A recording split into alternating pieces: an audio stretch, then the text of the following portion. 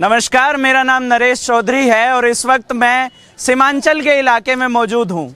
सीमांचल में अररिया, पूर्णिया, कटिहार और किशनगंज ये 4 ज़िले आते हैं और इस वक्त मैं कटिहार ज़िले की कदुआ विधानसभा सीट पर मौजूद हूँ, जहाँ पर पिछले 2 बार से शकील अहमद खान कांग्रेस के प्रत्याशी जीत रहे हैं। इस बार तीसरी बार भी वो अपना दांव आजमा रहे हैं। देखते हैं क्या कुछ होता है। उसके अलावा इस सीमांचल के इलाके में पिछली बार असदुद्दीन ओवैसी की पार्टी AIMIM ने 5 सीटें जीती थी। तो इस बार सवाल ये है कि क्या सीमांचल के इलाके में ओवैसी साहब भी कुछ सीटों की गड़बड़ कर पाएंगे और क्या महागठबंधन और NDA कितनी कितनी सीटें ले जा पाएंगी ताकि बिहार में सरकार बना पाए, क्योंकि 243 में से 122 सीटें बहुमत के लिए चाहिए और सीमांचल की सीटें बहुत ज़रूरी हैं, जिसके खाते में जाएंगी सरकार बनाने में उतना ही मदद हो पाएगा।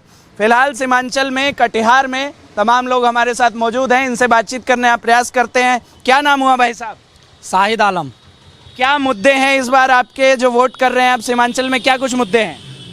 मुद्दे सिर्फ और सिर्फ यही है कि हमारे बड़े बुजुर्ग को बाहर कमाने नहीं जाना पड़े, हमारा बिहार में ही सब कुछ मिले, कमाने से लेकर के कोई भी रोजगार हो हमारे बिहार में भी ही मौजूद रहे, जो कि बाल बच्चे के साथ भरण पोषण कर सके, रह सके, वक्त बिता सके।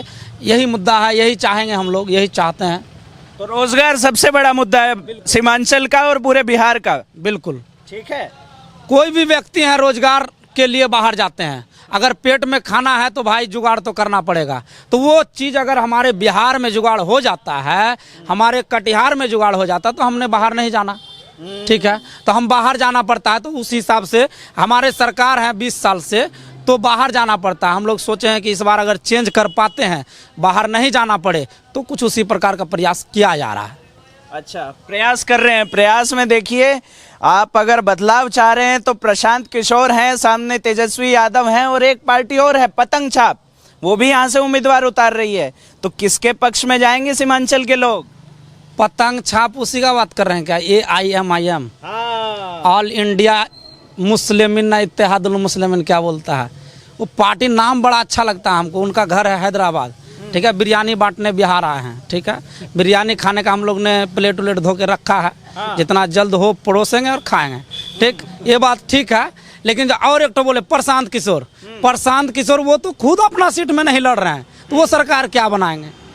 और तेजस्वी यादव जी, इनका जो नाम बोले, ये महागठबंधन के मुख्यमंत्री कैंडिडेट हैं। ठीक है, तो इनके ऊपर विचार विमर्श किया जा रहा है और हम लोगों ने उनका जो बात है लोगों के प्रति एक एक गहराई से, लोगों का जो रहन सहन है, दुख दर्द है, उनके मुंह से सुनने को मिला, वो दर्द को समझ रहे हैं, तो उनके प्रति हम लोग जाएंगे। एक बात जान लीजिए, कोई भी व्यक्ति हैं चाहेंगे यही कि जो हमारे लिए काम करेगा हम उनके लिए काम करेंगे, ये है। और कुछ उसी प्रकार महागठबंधन के जो तेजस्वी यादव जी हैं, वो हम लोगों के लिए कुछ बात करते हैं, अभी काम नहीं किए हैं लेकिन बात करते हैं, इसलिए हम लोग उनके तरफ जाने का रुख किए हैं, प्रयास करते हैं कि उनको ही लाया जाए बिहार सरकार में। ऐसी क्या बात अच्छी लग गई आपको तेजस्वी यादव की कि उनकी तरफ रुख कर लिए हैं? एक वक्त में कहा जाता था कि मुसलमान वोटर तो नीतीश कुमार के साथ हैं, फिर LJP ने एक दफा मुख्यमंत्री चुनने के लिए LJP ने सरकार ना बनने दी है। तो उस पाले को छोड़कर और आप कह रहे हैं तेजस्वी यादव। एक बात आपने कहा कि उस समय में जो है मुसलमान की सरकार चिराग पासवान के पिताजी ने बनाने का प्रयास किए थे अपना सीट दे करके, लेकिन लालू यादव जी ने क्या किए, दोबारा वोट करा दिए, लेकिन मुसलमान को। उस पार्टी के साथ आप जाना चाह रहे हैं, बताइए कितनी गलत बात है ये? गलत बात है, ठीक है, लेकिन एक बात बताइए, पिताजी जो हैं उनका 4 लड़का है, 4 लड़का में से जो है 3 लड़का एक तरफ चला गया, 1 लड़का एक तरफ गया। ठीक है, तो 1 लड़का अगर सही बोल रहे हैं और 3 लड़का गलत बोल रहे हैं, उस वक्त जो है ना पिताजी का दिमाग काम नहीं करेगा। ठीक है, तो कुछ उसी प्रकार हुआ था। वो गलती जो कर चुके हैं वो गलती आप दोहराने का प्रयास नहीं करेंगे। तेजस्वी यादव, उनके जो पिताजी जो किए हैं, तो वही बोलेंगे हम कि वो अगर तेजस्वी यादव अपने पिताजी की राह से अलग राह चुनेंगे, ऐसा कह रहे हैं। कैसे कह दे रहे हैं भाई? हम क्या वो तो बोले? मार्गदर्शक लालू जी की बड़ी बड़ी तस्वीर बोलते हैं, लालू जी के नाम पे उनके काम पे वोट मांगते हैं। आप कह रहे हैं लालू जी से अलग चलेंगे। लालू जी उस वक्त नहीं बनने दिए, लेकिन अभी चाहते हैं कि सबको लेके चलेंगे, सबका साथ, सबका विकास। ठीक है, ये तो भाजपा का नारा। सुनिए सुनिए, ये चीज इसमें सेट हो रहा है अभी। मोदी जी का ये कहावत है, ये सही नहीं है। ठीक है, लेकिन बात ये है कि लालू जी अगर कुछ बोले हैं, ठीक है, तो वो चीज़ अगर दोबारा और गलती करने का प्रयास नहीं करेंगे। तेजस्वी यादव को मैदान में उतारे हैं और तेजस्वी यादव जी चाहते हैं कि हर लोगों को लेकर, हिंदू, मुस्लिम, सिख, ईसाई, हर धर्म के लोगों को लेकर के हम सरकार बनाएंगे, ना कि एक धर्म को लेकर बनाएंगे। अच्छा, एक सवाल और, मेरा आखिरी सवाल आपसे, उसके बाद बाकी लोगों पे जाऊंगा। हाँ, नहीं, एक सवाल, सबसे कड़ा सवाल। तेजस्वी यादव सबसे बड़ा वादा कर रहे हैं, जिसपे आपने भी कहा कि हमें रोजगार चाहिए, इसलिए तेजस्वी को चुन रहे हैं। तेजस्वी ने कहा मैं हर परिवार में नौकरी दूंगा, 3.25 करोड़ परिवार। तेजस्वी कहाँ से पैसा लाएंगे, कहाँ से इतनी नौकरियां दे देंगे?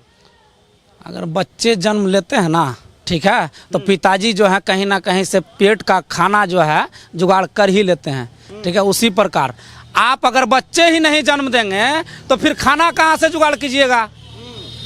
आप देख लीजिए। मतलब पहले बच्चे जन्म ले, खाने का बाद में देखते रहेंगे। देखिए, तेजस्वी यादव जी नौकरी देंगे जब तो वो सबको। सीधी बात, 3.25 करोड़ लोगों को नौकरियां दे पाएंगे तेजस्वी यादव बिहार में? क्यों नहीं दे पाएंगे? हमने क्या बोला आपको कि बच्चे जन्म देने के बाद ही पिताजी सोचते हैं कि बच्चे का खाना जुगाड़ करना है।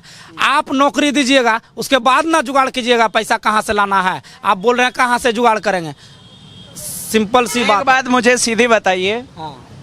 भाजपा वाले और तमाम एनडीए के लोग, जब भी उनसे बातचीत होती है, हमें ग्राउंड पे मिलते हैं, तमाम यहाँ भी कुछ लोग होंगे, एक बात कहते हैं, तेजस्वी यादव ने 3.25 करोड़ नौकरियों का वादा कर दिया, लमसम 3.25 करोड़, 3 करोड़। लेकिन भाजपा ने केंद्र में 2 करोड़ का वादा किया, पूरे देश भर में 2 करोड़। तेजस्वी बात कर रहे हैं 3.25 करोड़ सिर्फ बिहार में, है ना? इतना बड़ा दावा तो कर दिया, इतना ना तो फंड है बिहार सरकार के पास, जितना सालाना बजट है उसका 3 गुना 4 गुना भी कीजिएगा तो भी इतनी नौकरियां सृजित नहीं हो सकती हैं।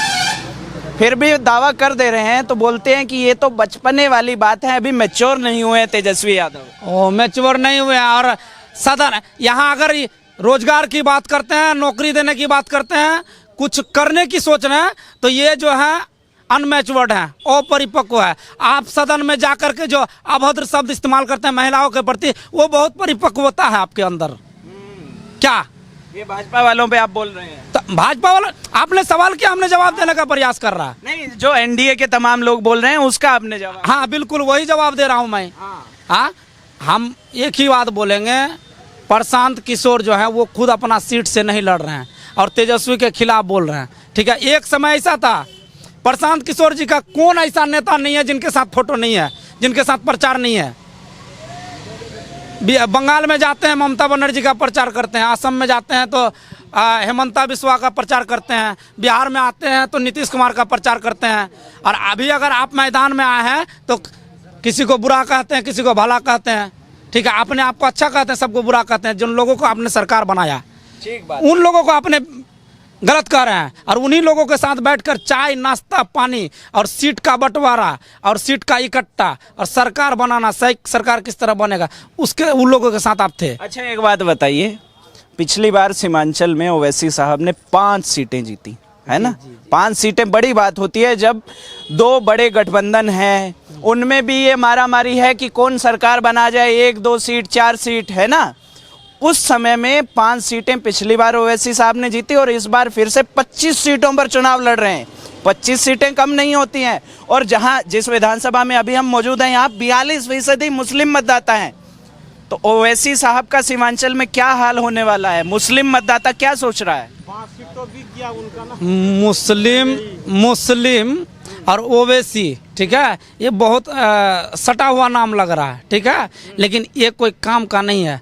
आप अगर 5 सीट जीते तो आप अगर अच्छा पार्टी हैं, बहुत दूर से आए हैं, आपका स्वागत बनता है, आप मेहमान हैं। हैदराबाद से आके बिहार में अगर 5 सीट जीते तो आपका पार्टी में अगर इतनी गहराई है, इतनी अच्छाई है, इतना अच्छा पार्टी है, तो आपके 5 सीट में से 5 विधायक में से 4 विधायक भाग क्यों गए? शहनवाज आलम, हाजी अब्दुल क्या बोलते हैं, इजहार अस्फी, रुकनुद्दीन, अंजार नईमी, उन्हीं के पार्टी के विधायक थे ना। भाग के गए कहाँ वो भी तो देखिए। जिसका आप समर्थन कर रहे हैं उन्हीं के साथ चले गए भाई, तो फिर तो आपका बढ़िया हो गया। आप अगर बीजेपी के भी साथ जाते ना, तब पर भी मैं यही बात बोलता कि आप अगर अच्छी पार्टी हैं, आपने अगर 5 सीट जीते तो अगला चांस में आप 10 सीट जीतते, प्रयास करते। आपकी तो 4 सीट नहीं संभली। आप रुको रुको रुको, तेजस्वी यादव का समर्थन कर रहे हो आप। हाँ। पिछली बार असदुद्दीन ओवैसी ने 5 सीटें जीती, 5 में से 4 उनके विधायक अगर तेजस्वी के साथ चले गए, इस बार भी उन्होंने कहा कि हम बार बार चिट्ठी लिख रहे हैं लालू जी को कि हमारे साथ गठबंधन कर लीजिए। तेजस्वी ने गठबंधन नहीं किया तो वो अलग से लड़ रहे हैं। ये तो ठीक बात होनी चाहिए, आपको तो समर्थन करना चाहिए। समर्थन ऐसे कैसे कर दे? आपको अगर गठबंधन में ले रहे हैं ना, हमारा जो है ना, जो भी आएगा 130 सीट 32 सीट में लड़ रहे हैं, उसमें जो है ना 2 सीट नहीं आएगा अगर आपको हम गठबंधन में लेते हैं। नहीं तो मुसलमान है ये सोच के ओवैसी साहब तो बोलते हैं कि भाई मुसलमान हमारे लिए वोट करते हैं, इसीलिए यहाँ पे वो जोर लगा रहे हैं, पूरा रोज जनसभाएं कर रहे हैं। पटना में कोई सीट दिए हैं ओवैसी जी? पटना में दिए हैं, जहाँ पर जो है आप हमारे अदर कास्ट के भाई हैं, ठीक है, आपके इलाके में जाकर टिकट क्यों नहीं देते हैं? जहाँ पर 4 ठो मुस्लिम है वहीं जाके आप टिकट देते हैं, बेवकूफ़ बनाने का काम करते हैं। क्यों करेंगे भाई?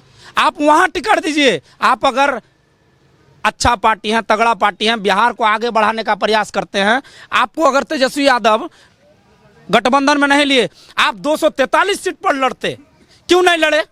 और वैसा जगह में सीट देते आप जहाँ पर जो मुसलमान का गढ़ नहीं है, वहाँ पर से आप सीट जीत कर लाते, तब तेजस्वी को मुंह तोड़ जवाब देते। अब तो उस वक्त तो वो नहीं किए। जहाँ जहाँ मुस्लिम आबादी है वहाँ जाकर टिकट देते हैं, और वहाँ जो अगला कैंडिडेट जो है मुसलमान ही है, तो दोनों को आप बहका के दोनों में वोट बंटवारा करके आप दूसरे को फायदा पहुँचाना चाहते, तीसरे को फायदा पहुँचा रहे हैं। तो आप ओवैसी जी को फिर बिल्कुल भाव नहीं देने वाले हैं इसे सब? भाव तो दूर की बात, उसको उससे दूर दूर तक नाता नहीं है। उसको जो बीजेपी का बी टीम बोलता है ना, वो बहुत अच्छा बोलता है, ठीक है। वो सिर्फ और सिर्फ बीजेपी को फायदा पहुंचाने के लिए बिहार आया हुआ है, अब बाकी और कुछ काम नहीं है। पतंग लहराएगी नहीं हवा में? पतंग का डोर कट के किस नदी में गिरेगा वो भी दिखाई नहीं देगा।